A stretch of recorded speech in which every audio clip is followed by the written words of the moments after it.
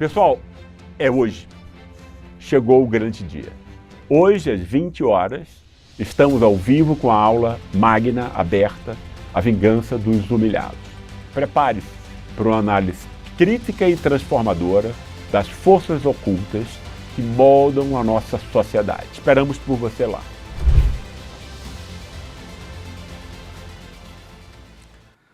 Muito bem, pessoal, é hoje, né? Hoje é a nossa aula magna, aliás, eu acho que vai ser já para começar o ano, a gente já começa o ano com uma aula magna das mais espetaculares que o ICL já montou. Olha, Renato Janine Ribeiro, ex-ministro da Educação, dispensa apresentações, e o Gessé Souza, dispensa apresentações também, um dos maiores best-sellers do Brasil, que aliás está com um dos livros mais vendidos do país neste momento, O Pobre de Direita, que aliás nós lançamos aqui no ICL também, né?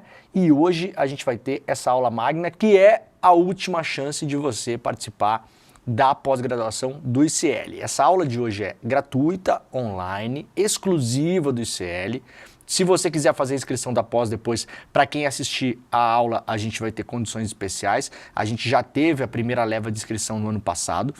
Mais de 1.000 alunos, um negócio realmente impressionante, né? Não deve ter pós no Brasil com 1.000 alunos, eu acho, talvez só a do ICL, posso imaginar. O Alex, estou com um negócio no cabelo aqui, agora melhorou. Muito bem.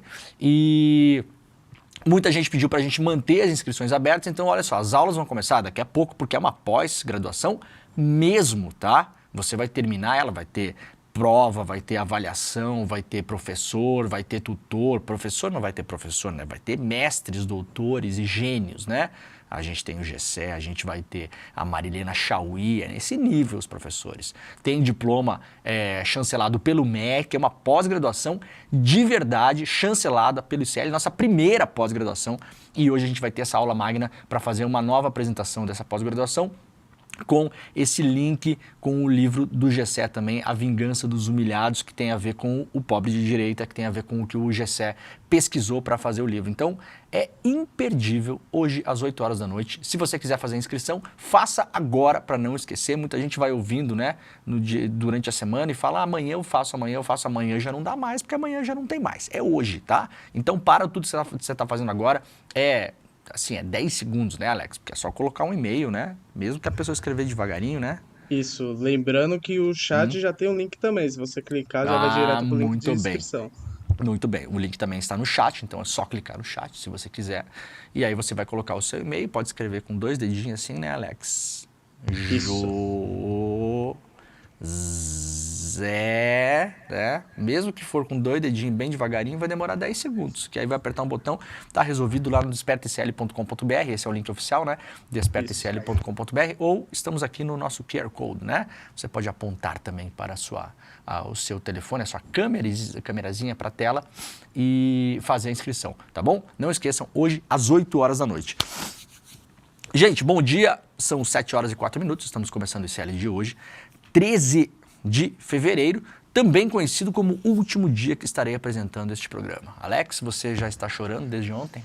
Sim, tá chorando, foram né? poucos dias, mas foram dias essenciais para minha carreira profissional. Foram pessoal intensos. também. Você é um mentiroso, velho. Juro por Deus. Cara de pau esses caras, velho. Olha, não, eu vou embora depois dessa aí, ó. Valeu, pessoal. O Alex vai subir aí e fazer o programa. Mas, gente, pra quem não sabe, a gente tá fazendo uma nova grade aqui, né? Com muitas novidades no ICL esse ano. Tem muita, mas olha assim, ó, tem muita coisa pra ir ao ar. Mesmo, tem muito programa que a gente está produzindo, tem coisa que está assim na boca do forno, tem coisa que já está saindo do forno, tem coisa que a gente está preparando, isso para esse ano. Esse ano e o ano que vem serão anos decisivos para o Brasil e decisivos para a nossa comunidade também. A gente está se fortalecendo a cada ano que passa. Esse ano, não esqueçam, a gente vai ter pelo menos o começo do julgamento da década aí, né? Que é o julgamento dos golpistas no STF. No ano que vem temos eleições super complicadas sob todos os pontos de vista, muito mais complicadas do que 2022, como a gente tem falado aqui. Muito mais complicadas, porque a gente não tem mais um cenário tão claro como era 22, né?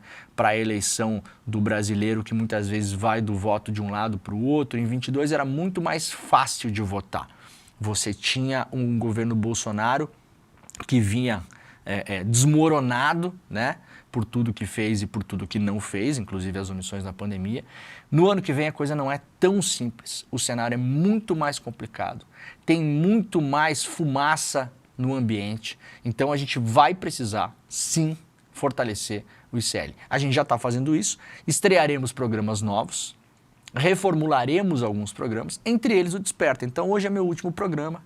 Amanhã, aliás, hoje estou indo para Porto Alegre para o Prêmio Best, espero que a gente ganhe o Prêmio Best amanhã, né? Lá em Porto Alegre. Então amanhã o nosso querido colega Panunzio já apresenta o Desperta. E a partir de segunda-feira, definitivamente, o Panunzio assume o Desperta e eu vou para o ICL Notícias primeira edição. Então a gente não se vê mais aqui às 7 horas da manhã, mas se vê às 8, né? Então, assim, pouco muda. Vocês começam um dia com o Panunzio, continuam acompanhando o Desperta e depois a gente vai para o ICL Notícias primeira edição. A gente vai ter novos programas que estrearão aí, entre eles já aí no começo de março, logo depois do Carnaval, um programa novo do Rodrigo Viana, que a gente vai estrear também aqui, mais um programa, e assim a gente está caminhando para deixar o ICL um canal 24 horas, que é a nossa grande meta, uma das grandes metas daqui para frente. Imagina que beleza você deixa no YouTube aí e o ICL ficar rodando 24 horas lá, com uma programação variada, né? Que a nossa ideia também é expandir e fazer uma programação variada para falar de tudo aqui, falar de música, falar de cinema. A gente vai fazer cobertura do Oscar, né, Alex, durante o Carnaval também. Isso, com a apresentação do William De Luca. Olha, doutor William De Luca fará a apresentação do Oscar, então a gente já vai para ao vivo, tá, gente? No dia do Oscar, esperamos que o Ainda Estou Aqui ganhe, que a Fernanda Torres ganhe também. A gente vai estar com uma programação aqui ao vivo, então a gente vai expandir o ICL. Então, eu sei que muita gente falou, ai, Demore, que pena que você não vai mais fazer o Desperta. Outras pessoas falaram, Alex, assim, ai, Demore, graças a Deus que você não vai mais fazer o Desperta, né? Mas essas a gente esconde. Se as pessoas falarem agora isso, tá chorando. Tá chorando, muita tá? pessoa. Ó, viu? As pessoas estão chorando. Tem gente que gosta. Eu pedi para minha mãe avisar as amigas dela lá que eu ia fazer esse pronunciamento hoje aqui para elas escreverem ali também. Então, muito obrigado aí, tia Vilma. Obrigado, viu, tia Vilma? Mas, assim, vai ser ótima essa mudança. Vai ser ótimo para todo mundo, para o ICL, para vocês, para todo mundo. Tenho certeza disso. A gente está reformulando um pouquinho agora, sim, também, do ICL Notícias primeira edição, vamos fazer algumas alterações ali também na maneira como a gente toca o programa, para ter mais interações, que a gente sabe que vocês gostam quando a gente tem mais gente no estúdio, tem mais conversa, tem mais debate, tem mais diálogo, porque é o que eu falei ontem no N1, né? Nós somos uma empresa de jornalismo e de educação. E não é jornalismo e educação, porque jornalismo vem antes, educação vem depois. É jornalismo mais educação, educação mais jornalismo, porque tudo isso, na nossa visão, é a mesma coisa, né? Os programas que a gente faz aqui, claro, são jornalísticos, mas tem um tom educacional, de explicar, de tentar entender, de conversar, da gente buscar o significado das coisas, né? Então a gente vai caminhar para isso cada vez mais também, vamos investir mais em trazer mais convidados também. Aliás, hoje teremos o João Paul Prats no estúdio do ICL, hoje aqui ao vivo com a gente, para falar sobre Petrobras, exploração da margem equatorial, preço dos combustíveis, como é que vai ficar a exploração do petróleo agora na era Trump. A gente tem um caldo aí para debater, né? Então essas mudanças estão sendo feitas aí, eu acho que todo mundo vai gostar. Como dizia o Silvio Santos, né, Alex? A minha mãe vai gostar, a minha filha vai gostar. Eu vou gostar, e eu tô saindo de foco, eu não sei porquê, né? Voltei do foco. Tá voltando.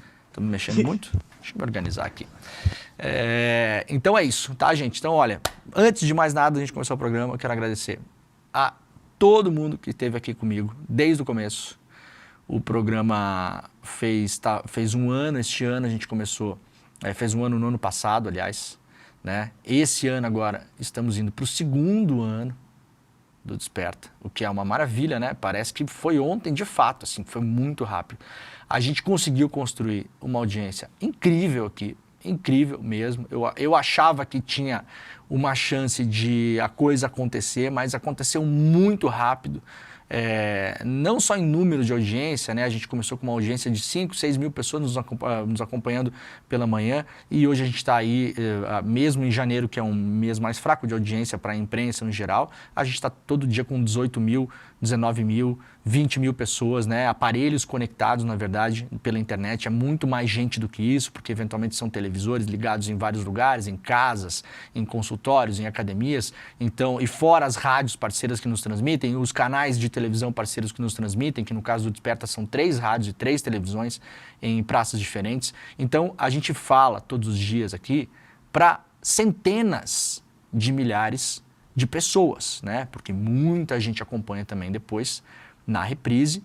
Então, eu quero agradecer demais. Muito obrigado. Vocês ajudaram a gente a fazer o Desperta. A quantidade de pessoas que eu encontro na rua, no aeroporto, no sei lá, no estádio de futebol, galera que vem falar, que acompanha, em hotéis, né? Tô toda hora pingando de um lado para o outro. Semana passada encontrei um pessoal brasileiro que mora em Portugal, que falou que assiste lá em Portugal. Galera na rua, aqui na frente do ICL, vindo trabalhar, assim, cotidiano, as pessoas pararem e falarem do programa, falarem do ICL. Se sentirem, de fato, uma família de pessoas que estão pensando a mesma coisa, né? Não necessariamente concordando com tudo, mas a gente está aí, né? Olhando para o mesmo lugar, assim, tentando olhar por uma vida mais coletiva, menos individualista, menos consumista, com um bem-estar possível nesse mundo maluco que a gente vive, né? Tentando deixar a vida mais fácil, tentando deixar a vida do outro mais fácil, que isso deixa a nossa vida mais fácil também. Prezando pela cordialidade, pela transparência, pela calma em tentar resolver as coisas. Enfim, eu acho que a gente conseguiu juntar uma galera do bem mesmo, assim, né? Para não fazer uma referência do pessoas do bem, mas não é nem isso, na verdade. Uma galera do bem mesmo, que não precisa concordar com tudo. Isso também é uma besteira, né? Eu mesmo discordo das coisas que eu falei ontem, Alex, e talvez amanhã eu volte a concordar com a coisa que eu falei ontem. E tá tudo certo, né? Não é um problema isso. O importante é que a gente está olhando para o mesmo lugar, para a mesma direção. E essa audiência aqui é fantástica. Agradeço demais, muito mesmo. Muito obrigado, tá, gente? Foram assim quase 2 anos espetaculares. A gente colocou um programa em pé. Quero agradecer toda a galera do ICL, que assim, ó, a gente montou estúdio do zero, pensou em como ia ser, o que a gente ia fazer, como é que ia colocar isso no ar. Galera acorda cedo, vem, faz o programa, né? A gente não falhou um. A gente colocou o programa no ar todos os dias da semana, de segunda a sexta, fora os feriados, né? Então, assim, muito, muito, muito obrigado.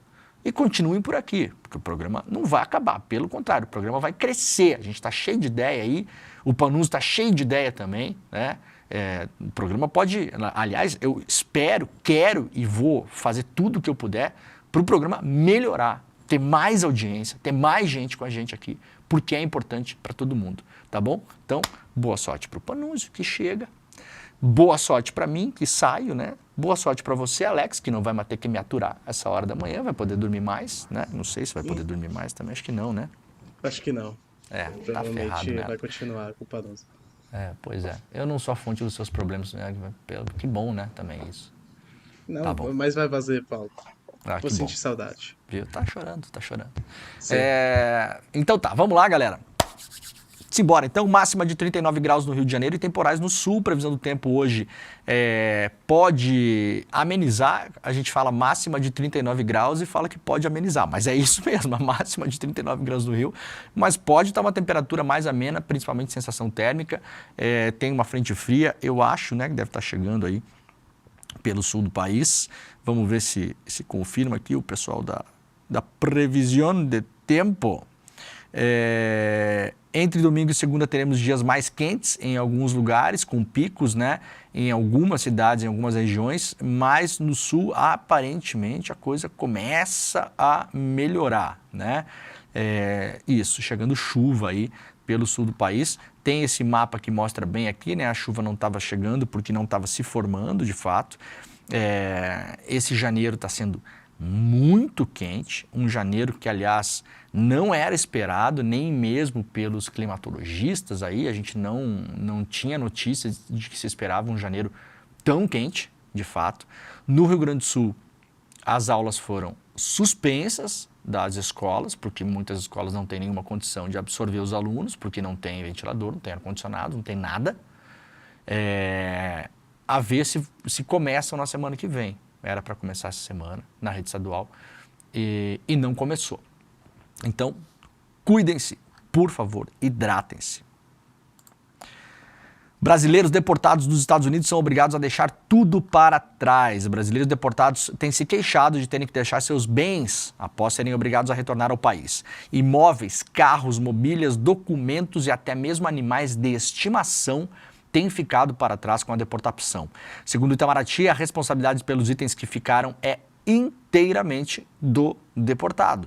Durval Magalhães, especialista e pesquisador sobre o tema, reporta hoje aqui o iclnoticias.com.br, disse que geralmente os bens ficam perdidos. No entanto, ele afirma que há a possibilidade de resolver a questão à distância, apesar de não haver informações muito concretas sobre as providências tomadas pelos dois países.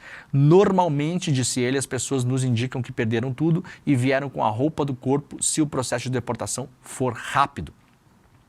Nesses casos, a assistência social orienta o deportado a entrar em contato com o escritório de representação do Ministério das Relações Exteriores em Minas Gerais, com a Polícia Federal e com a Embaixada dos Estados Unidos para tentar reaver os itens. Silvia Souza, conselheira federal da OAB, especialista em direitos humanos, conta que o governo dos Estados Unidos não se responsabiliza pelos bens particulares de pessoas que ficaram lá.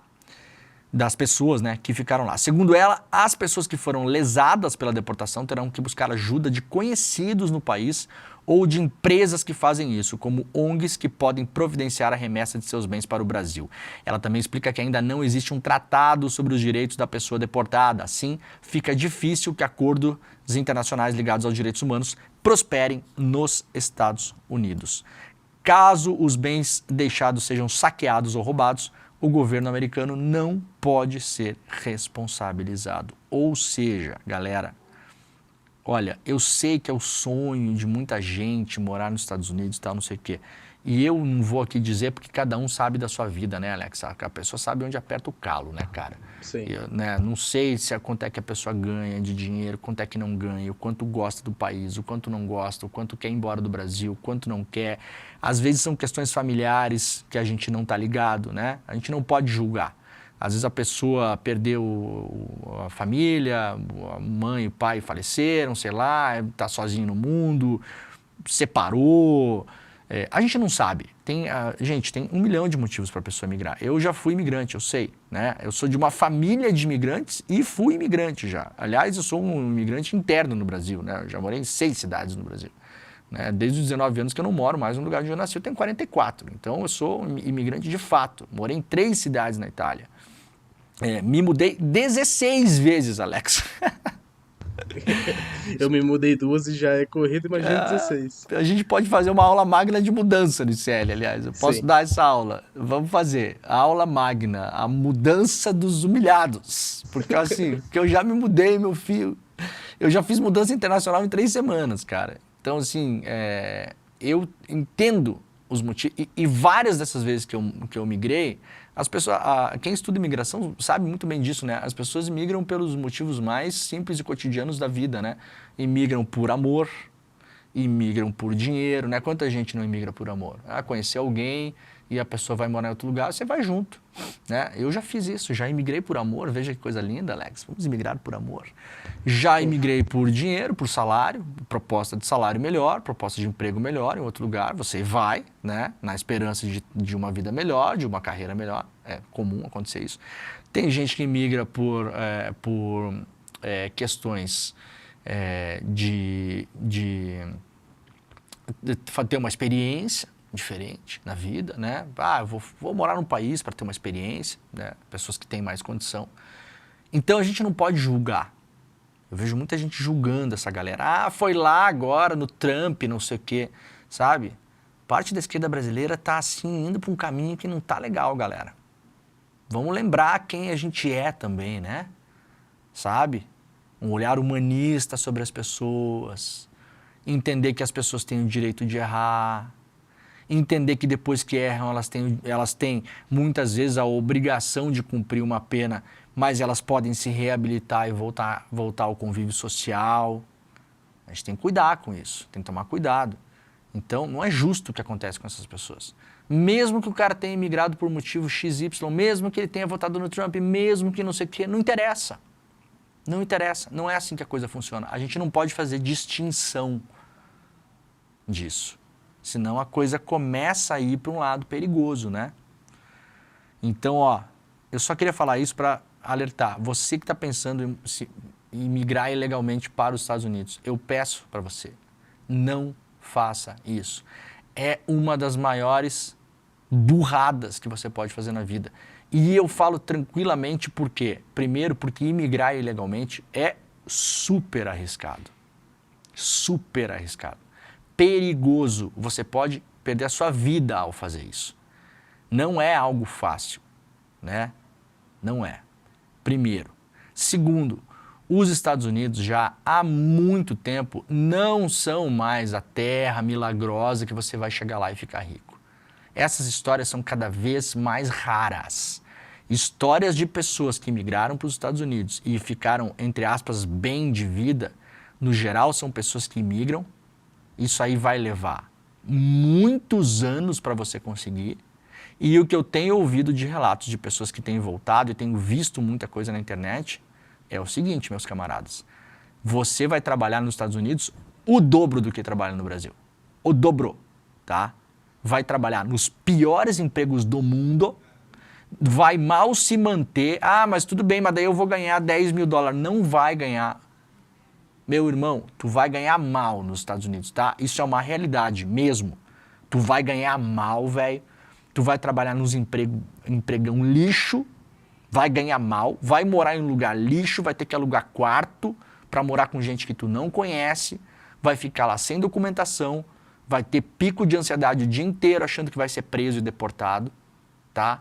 Eu tô falando na boa, não vale a pena. Não vale a pena. Para você que quer imigrar, procura países que aceitem imigrantes mais tranquilamente. O Canadá é um deles, né? Austrália e Nova Zelândia, eu acho que ainda são lugares que aceitam imigrantes, que são países que entenderam, que estão envelhecendo e precisam de gente jovem para trabalhar também. Eles não vão aceitar você porque você é legal, não, tá? É porque você tem força de trabalho para ir lá para trabalhar na construção civil. Tá bom? Porque é isso que você vai fazer lá, né? Você não vai lá para ser dentista no Canadá, né? 99% das pessoas não vão. Ah, mas eu sou dentista no Brasil. Então, pensa bem, tá? Porque tu vai lá é bater argamassa, meu filho. Tu vai lá pintar parede, tá?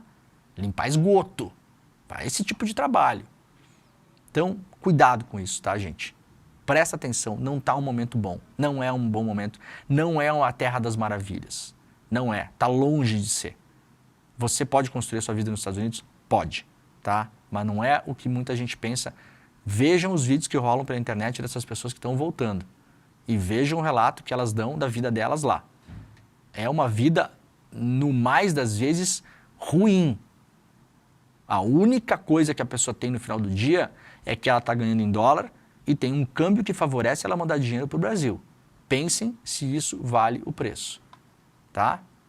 Porque muita gente vai, né, Alex, pensando nas coisas, né, cara? Ah, mas lá um carro custa 3 mil dólares. Aquele tá famoso sonho americano, né? Sonho americano já foi, já virou pesadelo americano, né? Faz tempo já, aliás, né? Resolução autoriza indígenas a usar etnia como sobrenome em registros. As pessoas indígenas podem agora inserir em cartório, no registro civil, o nome da sua etnia como sobrenome. É possível registrar também a naturalidade como sendo da aldeia ou do território onde a pessoa nasceu, ao lado do respectivo município onde a localidade está situada. Muito legal isso, né? Simbólico, mas como toda coisa simbólica, é algo muito importante, matéria do Felipe Pontes, da Agência Brasil, publicada no iclnoticias.com.br. China acusa a CIA de espionagem cibernética e ter feito mais de 1.000 ataques digitais em 2024. A Agência Central de Inteligência dos Estados Unidos cometeu ataques cibernéticos de espionagem nos setores de aviação e aeroespacial chineses no ano passado, de acordo com um relatório avançado de ameaças persistentes de 2024, publicado pela empresa chinesa de segurança cibernética Grupo de Segurança Digital 360. O informe também revelou uma série de ataques direcionados à startup chinesa DeepSeek, vindos dos Estados Unidos. Essa não é a primeira vez que a China acusa a CIA de ataques cibernéticos ao país. Em 2023, a mesma empresa divulgou um relatório junto ao Centro Nacional de Resposta a Emergências de Vírus de Computador da China, onde mostrou que a CIA utilizou ferramentas de ataques cibernéticos na China e em outros países. Esse informe também mostrou o envolvimento da NSA, né, a famosa agência de espionagem dos Estados Unidos, a Agência de Segurança Nacional. A matéria completa está publicada no iclnoticias.com.br. Quando é a Rússia ou o Irã ou não sei quem, é um escândalo, né? Isso aqui você possivelmente não vai ver na imprensa tradicional, essa notícia, né? Porque os Estados Unidos espionando, pode, né? Júri popular de réu pela morte de tesoureiro do PT em Foz do Iguaçu entra no terceiro dia na fase de debates. É hoje, né? Está acontecendo desde o começo da semana, a gente mostrou aqui.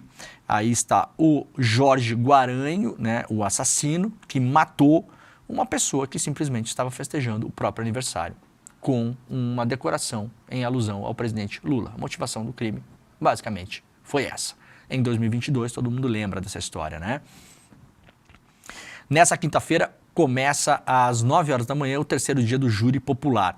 A expectativa é que acabe hoje, né? A captação de imagens do julgamento não foi autorizada, portanto a gente não tem detalhes em vídeo do que está acontecendo, mas tem saído algumas notícias, mais notadamente notícias do que diz a defesa do assassino. Acho curioso isso, né? Mas defesa diz que réu por morte de petista em Foz do Iguaçu tem sequelas e não lembra do dia do crime. Essa notícia saiu ontem, né?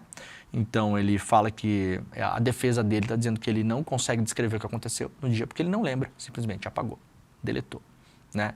Se ganhasse na Mega Sena não ia apagar, né, Alex, eu acho, né? Será que ia apagar? Acho que não, Eu né? acho que não. O senhor ganhou na Mega Sena, parabéns. Não lembro, não sabia, é mesmo? Ah, tá, entendi. Bolsonarista que matou o petista nega motivação política e... Olha, eu sei que o caso é terrível, mas é inacreditável, né? Bolsonarista que matou petista nega motivação política. Qual o argumento dele? Namorei uma filiada ao PT. É o clássico, até tenho amigos, na versão assassinato, né? Não tive motivação política nenhuma. Aliás, eu até namorei uma pessoa que era afiliada ao PT. Né? E daí, meu camarada? E sabe-se lá o que você falou para ela? E sabe-se lá o que você fez para ela também? E por que acabaram? Pode ter tido motivação política também. Ou não também, não interessa. Ninguém quer saber da sua vida sexual, cara. Você foi lá matar uma pessoa. Tá registradaço isso. Por motivação claramente política.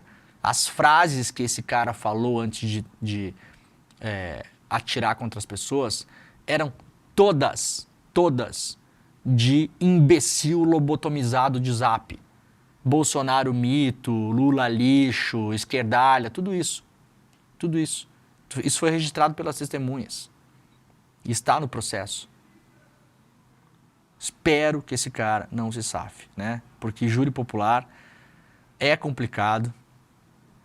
E olha, é um júri popular, a gente tem que prestar atenção nas coisas também, né? Um júri popular de um cara que matou um petista, que acontece em um estado e em uma cidade, e eu não estou generalizando, mas isso é estatística, que são altamente esquerdados à extrema-direita e à direita conservadora, tá? Vimos a votação, por exemplo, daquela personagem Cristina Gremel, né? Aquele Bolsonaro que saiu das profundezas dos infernos lá em Curitiba, que quase ganhou a eleição. Então, se você tem um júri, você pode ter ali uma amostra da população. E isso, gente, de um jeito ou de outro, como a gente já viu muitas pessoas falarem e como muitas pessoas pensam no Brasil, matou um petista, que bom, tá? Então, atenção, vamos ver como é que vai ser o resultado desse negócio. Eu acho que pode ter uma influência disso, sim. Eu não tô brincando. Não tô brincando, porque é o que passa na cabeça de muita gente. Seguiremos acompanhando o caso, né? PGR se manifesta contra a soltura do ex-deputado Daniel Silveira. Decisão será de Alexandre de Moraes. A PGR se posicionou contra a concessão de indulto natalino ao ex-deputado federal Daniel Silveira. A manifestação foi assinada pelo vice-procurador-geral Hindenburgo Chateaubriand Filho, que defendeu a manutenção da revogação do livramento condicional de Silveira. Entre as infrações apontadas estão a saída de Silveira de sua residência em horários proibidos, visitas frequentes a locais públicos e a posse não declarada de uma arma de fogo. Lembrando, o Daniel Silveira estava preso, recebeu um indulto natalino, você tem algumas regras mínimas para cumprir, que não é nada demais, mas não é nada demais mesmo, e não as cumpriu. Não as cumpriu. E aí voltou para a cadeia, né? Agora a PGR está se manifestando contra soltar o Daniel Silveira. A PGR se opôs ao pedido de indulto natalino assinado pelo presidente Lula em dezembro de 24 para Silveira. O decreto que concede perdão a gestantes com gravidez de risco, mães e avós condenados por crimes sem grave ameaça ou violência, entre outros casos específicos, não se aplica aos crimes pelos quais Silveira foi condenado. Muito bem. Lula defende que IBAMA autorize explorar petróleo na foz do Amazonas. O presidente Lula afirmou nesta quarta-feira que o Instituto Brasileiro do Meio Ambiente, o IBAMA, né, precisa autorizar a Petrobras a perfurar poços em busca de petróleo na bacia da foz do Amazonas, na margem equatorial, no litoral do Amapá. A região tem grande potencial de conter reservatórios de petróleo, no entanto, a exploração é questionada por ambientalistas em razão dos possíveis danos ambientais. E aí, tem dois problemas aqui, tá? Primeiro, vamos lá, disse o Lula. Talvez na semana que vem ou nessa semana haja uma reunião com a Casa Civil, com o IBAMA e precisamos autorizar que a Petrobras faça a pesquisa. É isso que nós queremos. Se depois a gente vai explorar, é outra discussão. O que não dá para ficar é nessa lenga-lenga, disse o Lula. O IBAMA é um órgão do governo, parecendo que é um órgão contra o governo, acrescentou o presidente. Vem cá, a gente voltou para o governo Bolsonaro aqui ou tô enganado? Já que estamos no último dia do programa, né, o Alex, vamos irritar a parte do chat aí. Vem cá, a gente voltou para o governo Bolsonaro, será? Hein? Baixou o espírito do Jair no Lula ontem, o que aconteceu? Falou que o trabalho do IBAMA é lenga-lenga. Vem cá, vocês estão prestando atenção no que eu acabei de ler aqui? O Lula falou isso ao vivo ontem no evento, tá, gente? Chamou o trabalho do IBAMA de lenga-lenga, hein? E disse que o IBAMA parece que é um órgão contra o governo brasileiro. Isso tudo para defender exploração de combustíveis fósseis em 2025. Né? Assim, negócio que virou uma mistura de Trump com Bolsonaro, o negócio. Muita gente pode dizer que nós temos que explorar porque senão vamos ficar para trás. Eu tenho ouvido muito essa lenga-lenga. Essa lenga-lenga, viu, doutor? Presidente, essa lenga-lenga eu tenho escutado muito. A gente está de que lado da história desse negócio? Porque não pode estar do lado de quem está preocupado com a emergência climática, de quem vai receber Conferência do Clima em Belém esse ano, de quem quer liderar essa discussão do painel sobre as mudanças climáticas. Não pode estar deste lado, cujas metas de 2030 já foram para o saco, e as metas de Paris de 2050 não sei onde vão parar. Muitos ambientalistas acham que já foi para o saco, outros acham que a gente tem que forçar por um acordo para reduzir as metas até 2040 e não em 2050. Forçar isso mesmo sem os Estados Unidos. A gente não dá para fazer isso, e continuar apontando o farol do Brasil para exploração de petróleo. Não dá, né? E aí sempre tem a desculpa, como tinha no pré-sal, como a gente sabe que tem, tá? Mas daí a gente faz isso e usa esse dinheiro para transição energética. E aí, foi feito lá atrás? Não. Foi importante explorar o pré-sal? Foi importante, dentro de uma agenda de combustíveis fósseis, em um outro período histórico, em um outro momento. O pré-sal entregou tudo que o Brasil precisava e que era a promessa da época, que a gente ia criar um fundo para a educação, ia revolucionar a educação brasileira, né? Nos moldes, sei lá eu, de quem, da Coreia do Norte, do Sul, sei lá eu de quem, interessa também. Aconteceu? Não aconteceu. Né? Não aconteceu. De fato, não aconteceu. É um fato, tá aí. Não revolucionou a educação nenhuma, de lugar nenhum. A gente teve avanços na educação, que não é revolucionar a educação. Então a gente vai ouvir o mesmo discurso agora, mesma coisa.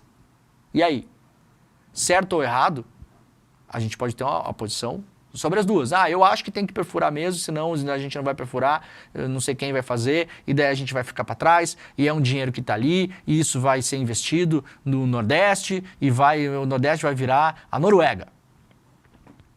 Você pode achar isso, mas no momento que você acha isso e defende isso, você não está alinhado com a agenda ambiental. Tá? Não dá, gente, A ou B. A ou B, não correm em paralelo. Não me venha de lenga-lenga, Lula. Porque essa lenga-lenga eu já ouvi lá no pré-sal. Tá? Eu já era adulto na época. Eu trabalhava, inclusive, já era jornalista. Há um bom tempo, inclusive, aliás. E tenho boa memória. Eu lembro exatamente de tudo que foi prometido e sei exatamente tudo que não foi entregue. Tá? Então, precisa?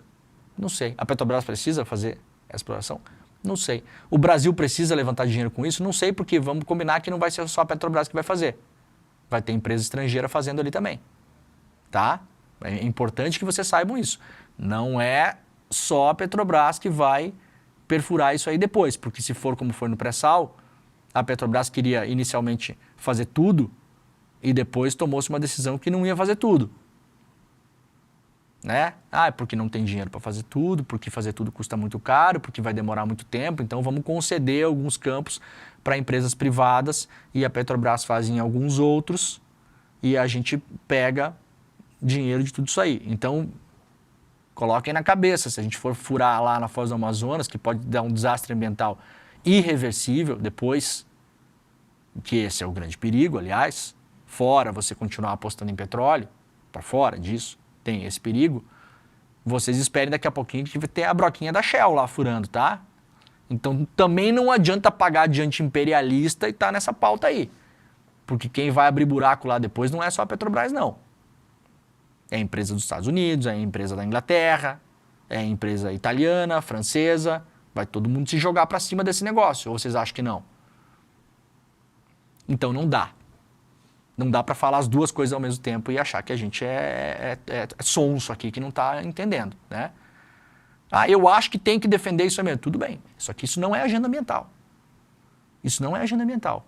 E isso aqui, eu vou até mais longe, tá alinhadíssimo com o que o Trump falou em janeiro agora quando assumiu. Lembram? Drill, baby, drill. Perfura, perfura, perfura. O Trump não está sendo super acusado pelo mundo aí de querer explorar petróleo numa reserva ecológica no Alasca? Uma reserva ecológica com uma biodiversidade imensa, o que é um risco, e ir atrás de gás de xisto e não sei o quê? Qual que é a diferença disso aqui? Gente, a gente não pode ter compromisso com pessoas, a gente tem que ter compromisso com ideias, né? Não acha, Alex? A gente tem que ter compromisso com ideias. Sim. Né? Com uma visão de mundo.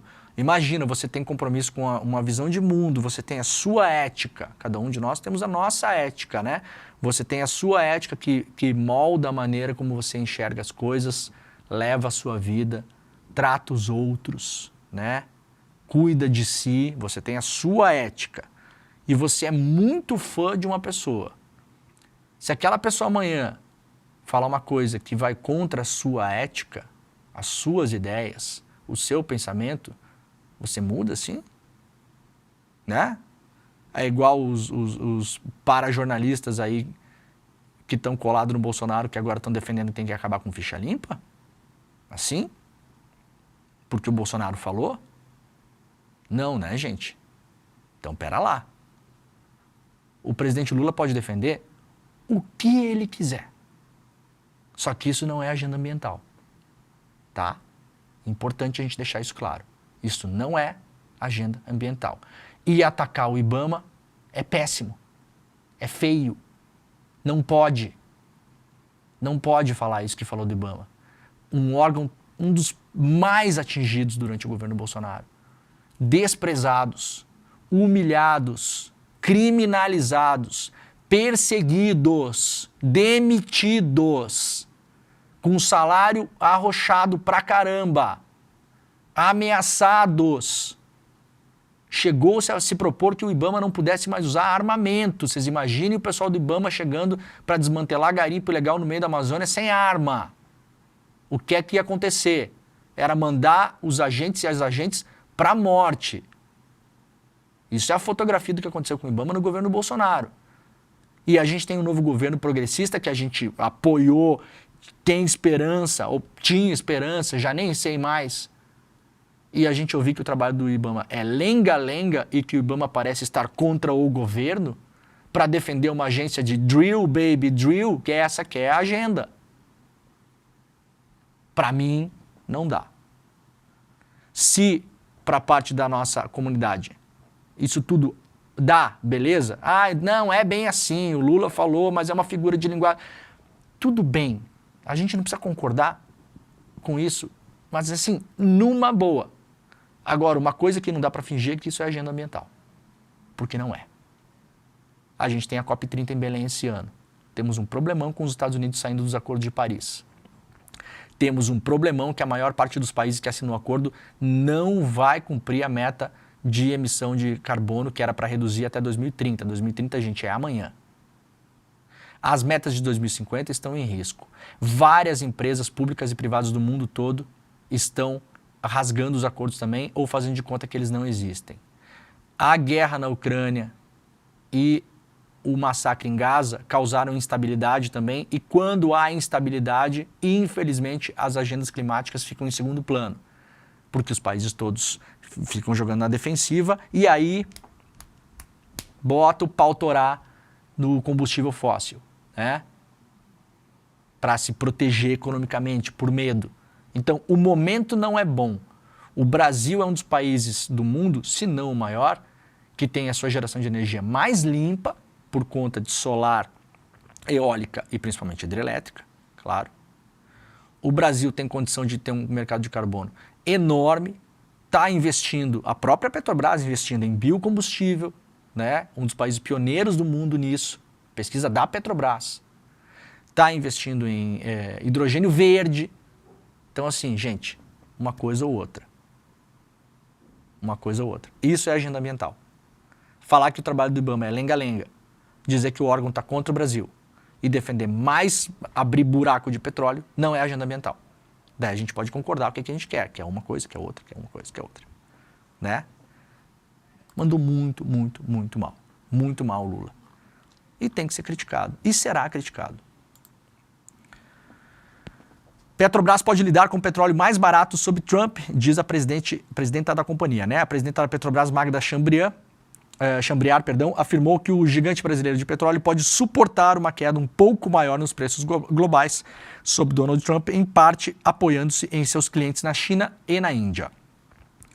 O chamado do presidente dos Estados Unidos para que produtores americanos perfurem, a frase que eu acabei de usar aqui, né? Drill, baby, drill, né? E os planos tarifários que podem desacelerar a economia global já ajudaram a reduzir os preços globais do petróleo em cerca de 6% desde a posse do Trump, para aproximadamente $75 por barril. E, segundo a presidente da Petrobras, o preço do petróleo pode cair ainda mais. Então, assim, a notícia boa no meio do caos, né? Tá caindo porque o cara tá falando que vai perfurar petróleo, está também tentando pressionar lá as dinastias do Oriente Médio a baixar o preço do petróleo, né? Você sabe que eles lá aumentam, abrem e fecham a torneira como querem, então jogam a economia no mundo para o lado que eles querem, de fato, né? E isso, se você causa uma maior oferta, você tem um preço mais baixo. Então, eventualmente, vamos ver também se a gasolina baixa no Brasil, né? Seria bom também, né? Já que está baixando, seria bom baixar a gasolina. Trump deve assinar decreto de tarifas recíprocas aos países que cobram taxas dos Estados Unidos nesta quinta-feira. Portanto, hoje o presidente dos Estados Unidos promete assinar um decreto que impõe tarifas recíprocas para países que cobram taxas de importação de produtos americanos. Segundo ele, as taxas deverão ter efeito praticamente imediato. Isso aí deve valer para todos os países, né? Não imagina que não tem um país que não cobre taxa dos Estados Unidos, né? Todo mundo cobra taxa de todo mundo, né, gente?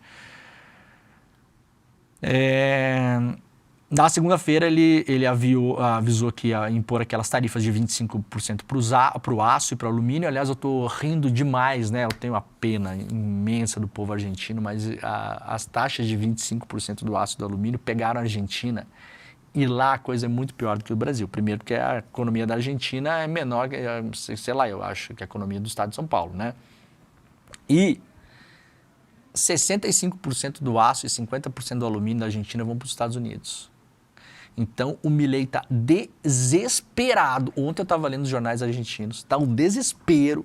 Está recorrendo, assim, a Virgem Maria de, sei lá, de Guadalupe, sei lá eu o quê, né? Está, assim, rezando para o cadáver do San Martín. Sei lá o que o Milei está fazendo. Acionou Deus e o mundo.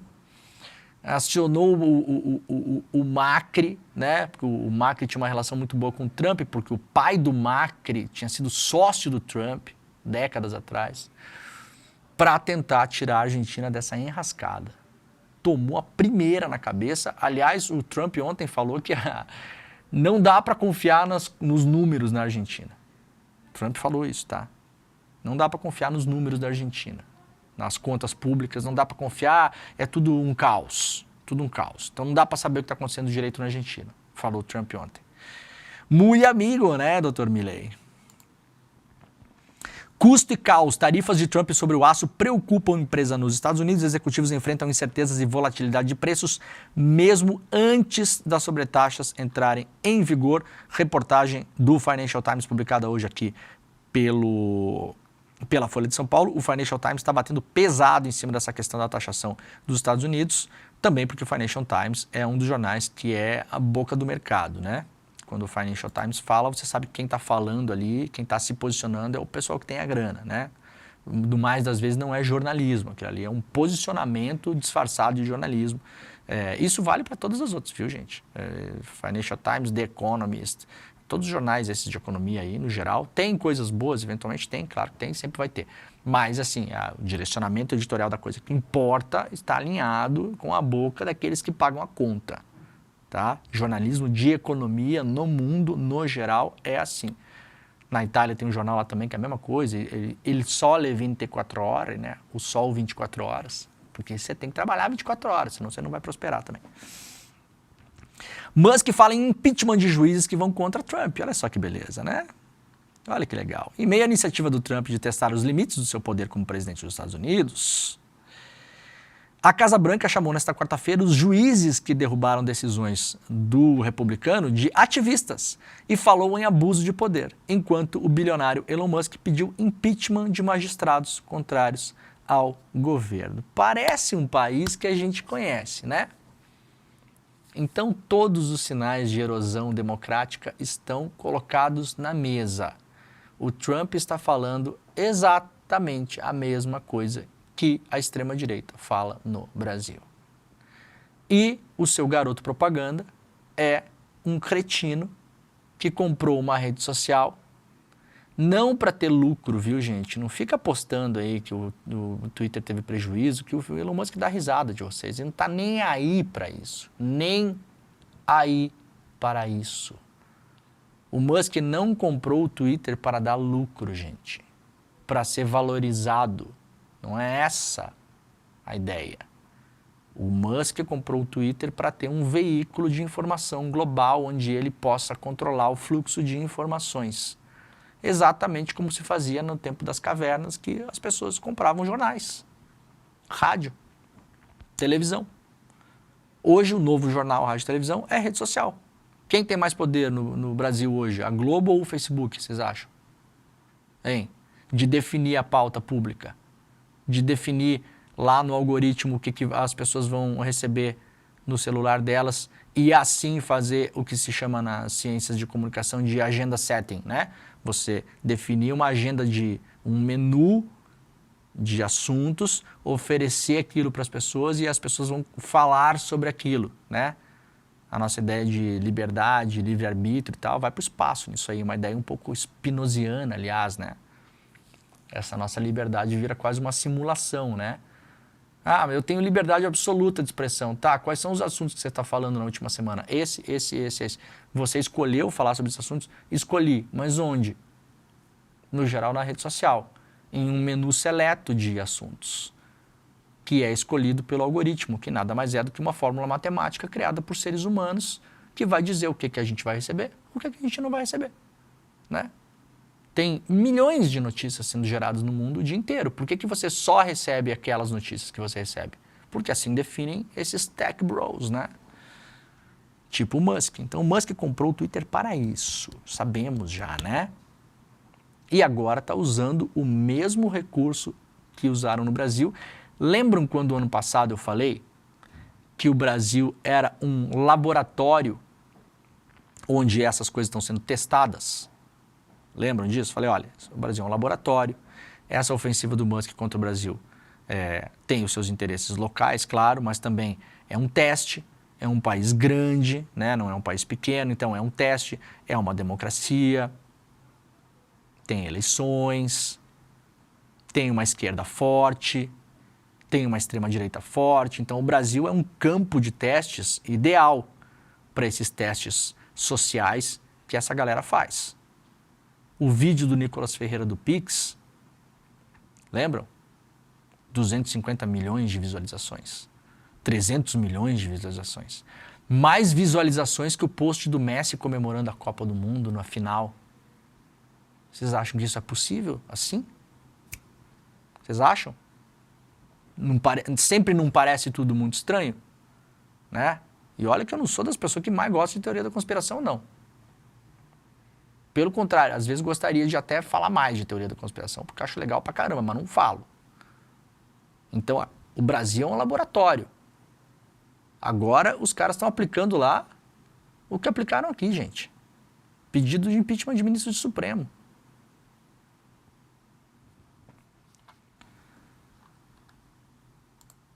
Sem provas, Musk diz que Deep State dos Estados Unidos financiou a vitória de Lula em 2022. Né? É o que eu venho falando também. Esse cara não vai parar, ele vai vir para o Brasil. Ele vai tentar interferir no julgamento dos golpistas esse ano. E ele vai vir com tudo para cima do Brasil na eleição de 2026. Não tenham dúvidas. A gente mal começou essa história. Tudo o que aconteceu em relação ao Musk no ano passado no Brasil, Twitter Files, né? Se negar a cumprir ordens judiciais, né? Forçar o bloqueio do Twitter, tudo isso foi ensaio geral. Agora a gente vai começar a ver a coisa ficar feia mesmo. Isso aqui não vai parar, gente. Não vai parar. O Musk falou isso no seu Twitter, né? Tweetou lá. Teve um cidadão lá, que é o Mike Lee, que é uma espécie de, sei lá Gustavo Geyer dos Estados Unidos. A gente tem a tendência a ver alguém falando inglês com a bandeira americana, acha que a pessoa é melhor que a gente, né? Não é melhor não, tá? Esse cara aqui é um cretino. Esse cara aqui é um Gustavo Geyer, é um Nicolas Ferreira, tá? Tem esses caras lá nos Estados Unidos, se tem. Aliás, tem há mais tempo do que tem no Brasil. O Brasil, na verdade, está copiando os caras lá, né? Esse Mike Lee é uma espécie de Nicolas Ferreira careca, né? Porque ele é careca, tá? É só uma característica do cara mesmo, tá? É um Nicolas Ferreira careca. E aí o Eduardo Bolsonaro foi lá, de novo, visitar o cara, tá? Daí o cara postou um longo negócio no Twitter ontem, pedindo, veja só, um senador dos Estados Unidos pedindo informações para a PGR no Brasil. Vejam. Aí você olha e fala, não vai receber informação nenhuma, né? Óbvio, a PGR vai ignorar. Nem sei quem você é. Dane-se a seu pedido de informações. Mas eu sei que ele não quer saber de informação nenhuma. Querem só fazer barulho. Querem dizer que não foram atendidos. Querem dizer que a PGR não responde, que tem algo a esconder. Está aí mais uma prova da ditadura do judiciário. É uma peça de teatro, gente, o que a gente está vendo hoje. E aí, obviamente, combinado com o Musk foi lá e respondeu. Né? Ele respondeu. O cara tweetou, o que você acharia se fundos do governo dos Estados Unidos tivessem ajudado Lula a derrotar Bolsonaro? Né? E o Musk foi lá e respondeu. O Deep State, né? Fez isso. Tá lá no Twitter do Musk.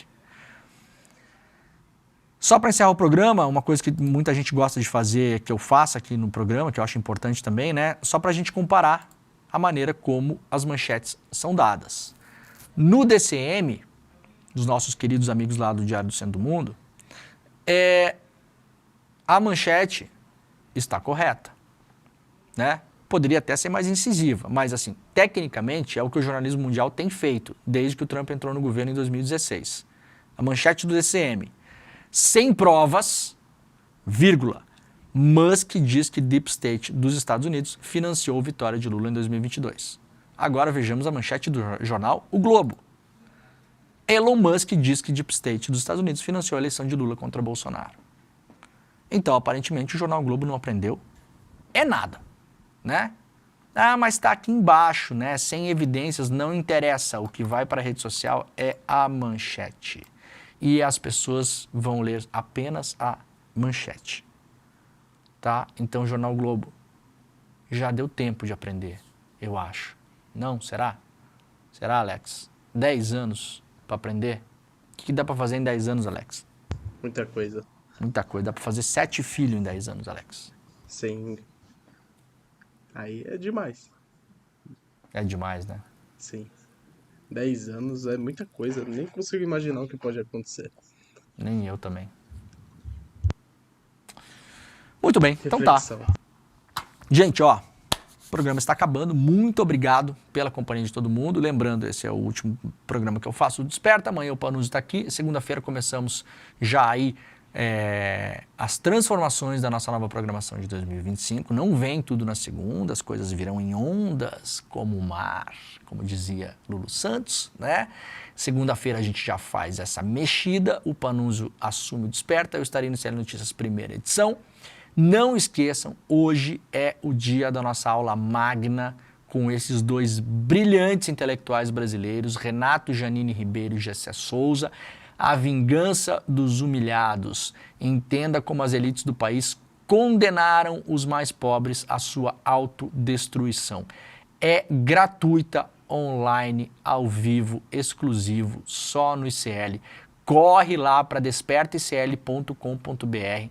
Deixe o seu e-mail, aperte o botãozinho, demora 7 segundos e está resolvido, despertaicl.com.br, que aí vocês vão poder receber por e-mail o seu assento virtual para participar desta aula magna magnífica que a gente vai dar hoje à noite aqui no ICL. Muito bem, muito bem. Muito obrigado. Segunda-feira a gente faz um remeleixo todo aí. Amanhã o Panuso está por aí. Obrigado para todo mundo que acompanhou o programa nesses quase 2 anos. Estamos indo para o 2º ano agora aqui, né? Se eu não me engano, é março o aniversário do Desperta. 2 anos de Desperta. Obrigado a todo mundo que ajudou a construir a nossa comunidade aqui, falando para as pessoas, compartilhando o programa. E continuem por aqui, claro, porque o Panuso vai assumir e tá cheio de ideias fervilhando na cabeça aí. E a gente vai fazer força descomunal para fazer o Desperta crescer ainda mais, porque a gente precisa crescer, precisa chegar mais longe. Tá, gente? Valeu. Um grande beijo. Tchau. Pessoal, é hoje. Chegou o grande dia. Hoje, às 20 horas, estamos ao vivo com a aula magna, aberta, A Vingança dos Humilhados. Prepare-se para uma análise crítica e transformadora das forças ocultas que moldam a nossa sociedade. Esperamos por você lá.